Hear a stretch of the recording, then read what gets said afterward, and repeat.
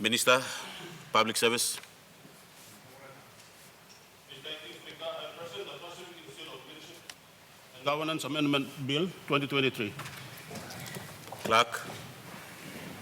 First reading, the bill for an act to amend the Pacific Institute of Leadership and Governance Act 2017. Minister for Public Service. Mr. Assistant Speaker, Mr. Acting Speaker, I ask leave for Parliament to move the second reading forthwith. Is the leave granted? Minister for Public Service.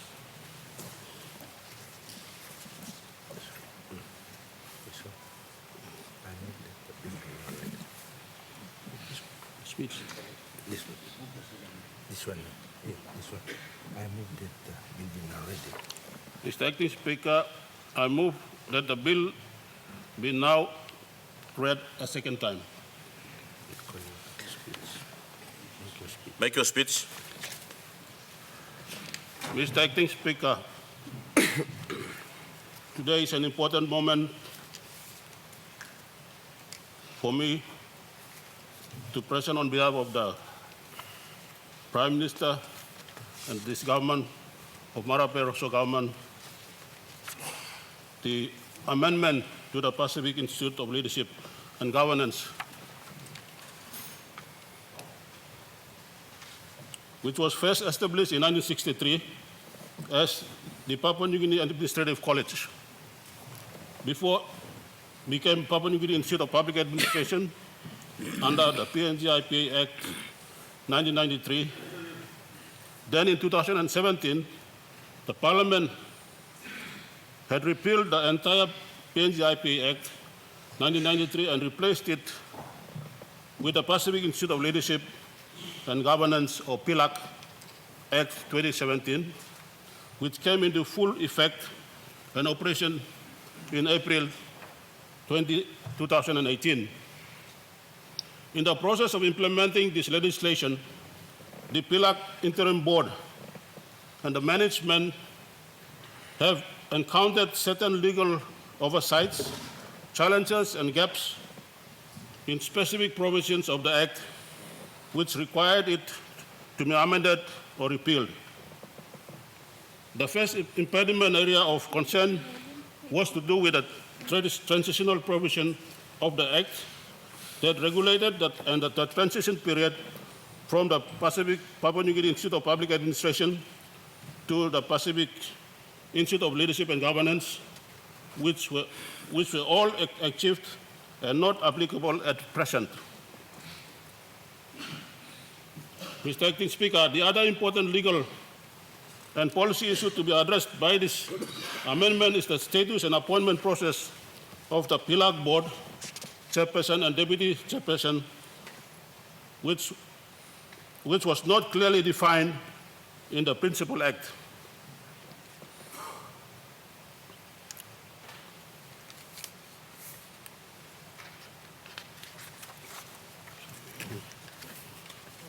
Mr. Acting Speaker, the amendment provides that the chairperson of the board shall be the department head responsible for public service, for personnel management, whilst the deputy chairperson shall be a representative from either the National Training Council or NTC, or the Department of Higher Education, Research, Science and Technology, or DHEST. This is to ensure that there is continuity and coordination of the government public service training policies and the coordination of and the implementation and monitoring of the public service training program, which is one of the national government's KRS. Mr. Acting Speaker, a significant amendment in the change of name of the institution from the Pacific Institute of Leadership and Governance to the Sumare Institute of Leadership and Governance, which will now be changed from PILAG to SILAG. It is the executive government's intent and the wisdom of the Prime Minister and this government and the entire caucus to rename this premier government training institution to portray and give prominence in commemoration of the founding father and the first Prime Minister of this country. Mr. Acting Speaker, may I also add that just last month, Papua New Guinea celebrated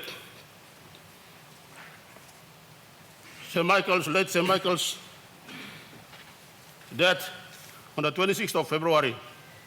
St. Michael entered the admin college that it used to be in 1965 as one of the first students, and soon after that they established the civil service. And rightfully, the name makes all sense to honor the father of this country. The only new part, Mr. Acting Speaker, in this legislative amendment is to do with the establishment of the PILAG Amendment Academic Committee, its composition and functions. The committee consisted of professional academics and members representing core arms of training within the institution. The decision for the amendment and the repeal of certain provisions of the PILAG Act 2017 is to improve efficiency of the institute to achieve its objectives and functions as originally envisioned. The institution, Mr. Acting Speaker, will have a permanent board in place after the amendment of this Act. The board shall exercise the power to direct the affairs of the institution with the executive management of the institute. Currently, there are some legal and policy constraints at times that affects the interim board from fully exercising its authority in making policy decisions to ensure that PILAG or CILAG becomes a fully fledged regulatory body for training of public servants, partners, and other stakeholders. Mr. Acting Speaker, the PILAG Act 2017 does not also define and establish a body that oversees and coordinates the academic aspects of the institution. Therefore, it has caused a vacuum. The insertion of this new part in the bill shall establish the academic committee, which shall exercise governance over the academic progress and regulations, responsible for the maintenance of the standard of admission, training, research, and conferment of academic awards. Mr. Acting Speaker, I am confident this amendment will improve the institution in its functions with efficient management and leadership from the board and management down. I therefore, Mr. Acting Speaker, on behalf of the Marabe Rosso government, endorse the passing of this bill. Thank you, Mr. Speaker.